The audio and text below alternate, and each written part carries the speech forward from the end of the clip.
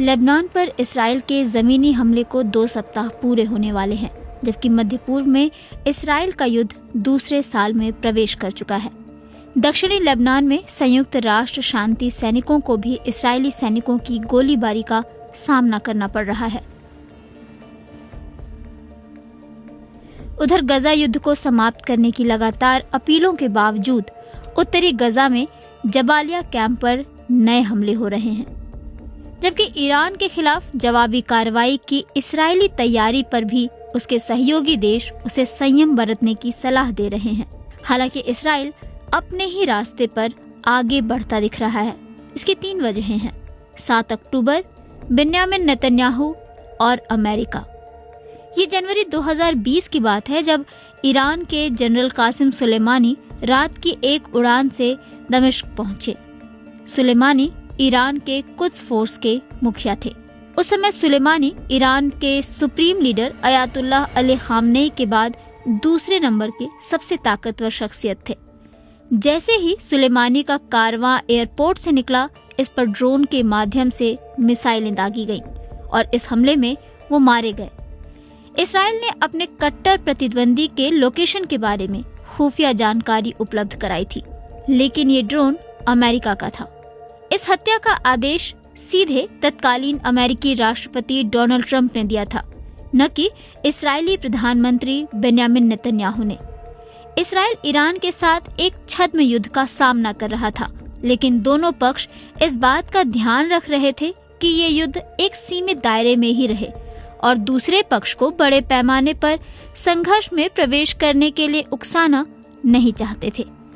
इसके महज 4 साल बाद ही इसी साल अप्रैल में वही बेन्यामिन नेतन्याहू ने इसराइली लड़ाकू विमानों को दमिश्क के राजनयिक इलाके के ईरानी दूतावास की इमारत पर हमले का निर्देश दिया, जिसमें ईरान के 2 जनरल मारे गए। इसके बाद जुलाई में इसराइली प्रधानमंत्री ने हिजबुल्लाह के शीर्ष मिलिट्री कमांडर फौद शुकर की हत्या का निर्देश दिया और बेरूत में हुए हवाई हमले में उनकी मौत हो गई।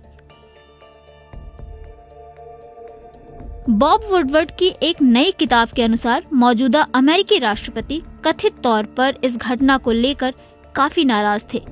राष्ट्रपति बाइडेन ने कथित तौर पर कहा कि आप जानते हैं, पूरी दुनिया में इसराइल को लेकर ये नजरिया बढ़ता जा रहा है कि आप दुष्ट राज्य हैं, दुष्ट लोग हैं। ये वही प्रधानमंत्री हैं जिसे एक अमेरिकी राष्ट्रपति ने बहुत सावधान रहने वाला बताया, तो दूसरे अमेरिकी राष्ट्रपति ने बहुत आक्रामक कहा। इन दोनों चीजों में जो सबसे निर्णायक मोड़ रहा वो है 7 अक्टूबर 2023 की घटना, जो कि इसराइल के इतिहास में सबसे खून खराबे वाला दिन था। इसने इसराइल की राजनीतिक, सैन्य और इंटेलिजेंस नाकामी को सबके सामने ला दिया। दोनों ही रुख में बस ये समानता है कि नेतन्याहू ने अमेरिकी राष्ट्रपति की बात नहीं मानी। ये दोनों ही कारक इस बात को समझने में मदद करते हैं कि किस तरह इसराइल अपने मौजूदा युद्ध को आगे बढ़ा रहा है। इसराइल के युद्ध को लेकर अंतर्राष्ट्रीय स्तर पर दबाव बढ़ गया है और अमेरिका संघर्ष विराम पर जोर दे रहा है। इस इलाके में अमेरिका के आलोचकों के लिए ये चौंकाने वाली बात है कि खुद अमेरिका की एक नहीं चल पा रही है। इसी साल गर्मियों में इसराइल ने हिजबुल्लाह के साथ संघर्ष को बढ़ाने का विकल्प चुना और ये बिना अमेरिका की मंजूरी लिए। इसराइल के सबसे लंबे समय तक शासन करने वाले प्रधानमंत्री के रूप में नेतन्याहू ने अपने 20 साल के अनुभव से सीखा है कि अमेरिकी दबाव को भले ही नजरअंदाज न करें, लेकिन उसे झेल सकते हैं। नेतन्याहू जानते हैं कि खासकर चुनावी साल में अमेरिका ऐसी कोई कार्रवाई नहीं करेगा जो उन्हें अपने रास्ते से अलग हटने को मजबूर करे, और ऐसा वो किसी भी स्थिति में मानते हैं। साथ ही वो जानते हैं कि वो अमेरिका के दुश्मनों से लड़ रहे हैं।